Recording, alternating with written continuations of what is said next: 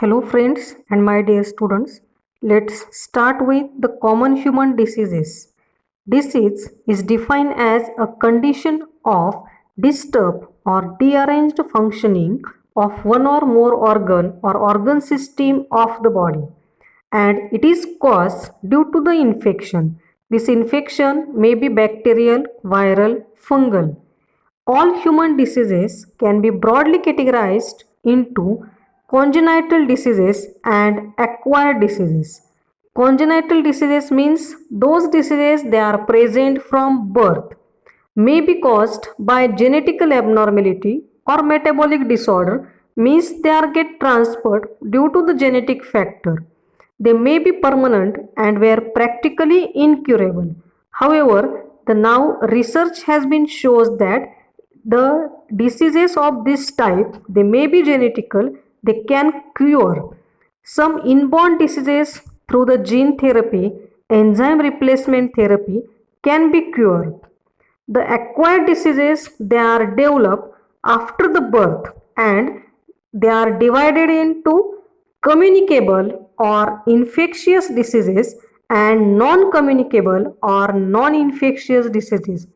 The diseases which are transmitted from infected person to another healthy person either directly or indirectly known as a communicable disease or communicable infection. For example, malaria. And the second type is the non-communicable disease, means the disease that cannot transmitted from infected person to another healthy person either directly or indirectly. It is known as a non-communicable disease. For example, cancer and deficiency of this type of diseases, they are non-communicable, means there is a no chance to transmit this disease from infected person to a healthy person. The communicable diseases are caused by pathogens. Which are these pathogens? Like the bacteria, viruses, fungi, helminth, and different types of the wasps. All these causing organisms they are known as a pathogen because these pathogens are responsible to carry the disease in human and in other animals also. The vector is nothing but the pathogen. They can use the another organism for the transmission, that is known as a vector, or indirectly these are the carriers. The vectors are actually the parasite which are regularly come across these.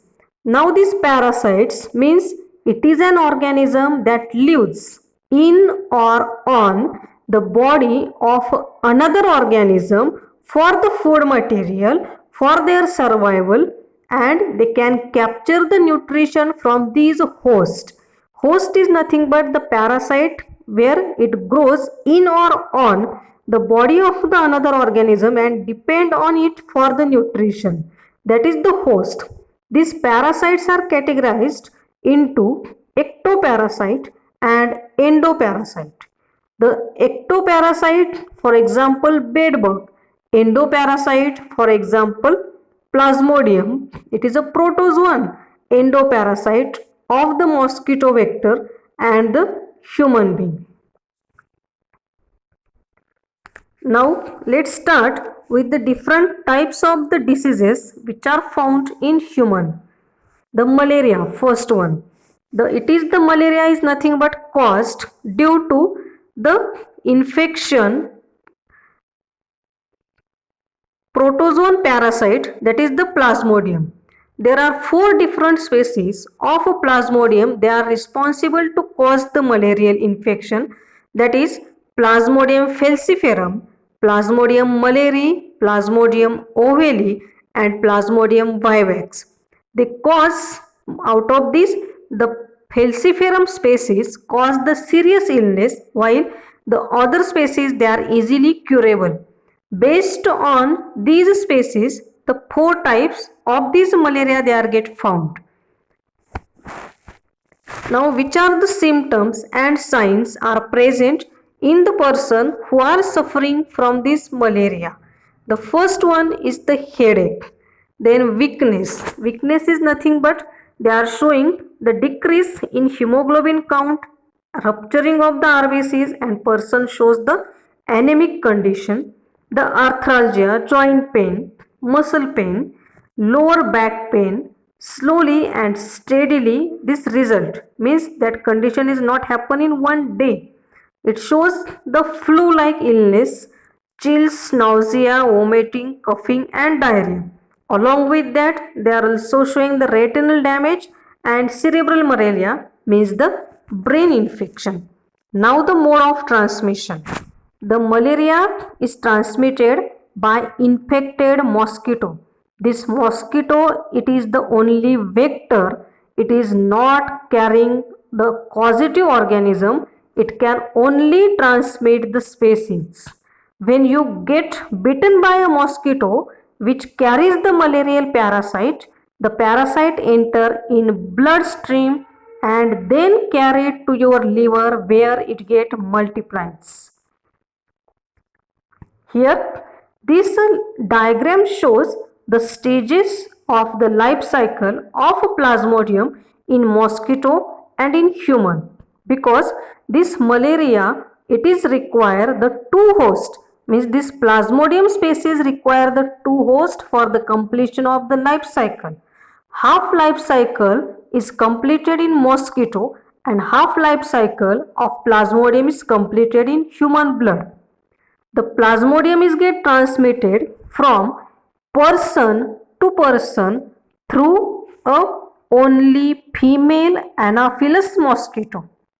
Only the female mosquito is the carrier of the plasmodium.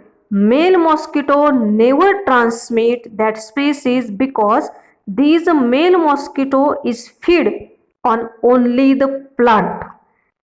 It is the require the vegetarian food, and this female Anopheles mosquito, it requires the human blood for their nutrition. Therefore, this female Anopheles mosquito is the carrier. When infected female Anopheles mosquito suck the human blood, it may transfer the sporozoite. Firstly, these sporozoites, they are get released in human blood to the circulation. These sporozoites reproduce asexually through fission and schizogamy in the liver cell or the erythrocyte. The cells are formed and they are called the merozoite. From sporozoite, the merozoites are get formed. These cells are formed within erythrocytes function as a gametocyte. Beside, it formed the gametocyte within the erythrocyte. The gametocyte, if it's taken up by female anopheles, the fertilization occur in its gut and diploid zygote is formed which transfer the oocyte. This oocyte forms a large number of a haploid sporozoite. Through meiosis, sporozoite migrate to the salivary gland and ready to infect a new human host.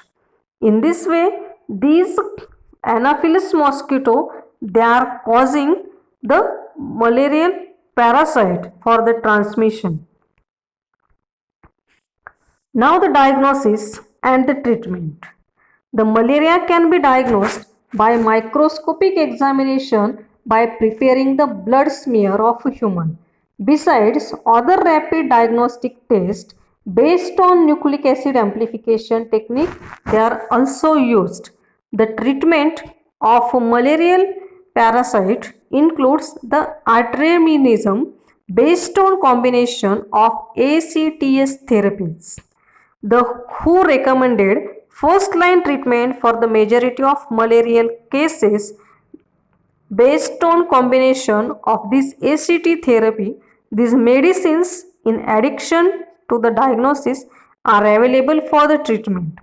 Some of the cases of the malarial treatment shows the combination of the artesunate, sulfadoxine, pyrimethamine, etc. In addition to that, the quinine is also get provided to the patient. The precautions. Be aware of the risk, the incubation period, and the possibility developed onset and the main symptom. The very common preventive measures we can use to avoid the infection from the malaria means avoid the bitten by mosquito, especially between the dusk and dawn. Use mosquito repellent, insect repellent, spraying insecticide, draining stagnant water where the mosquito lays the egg.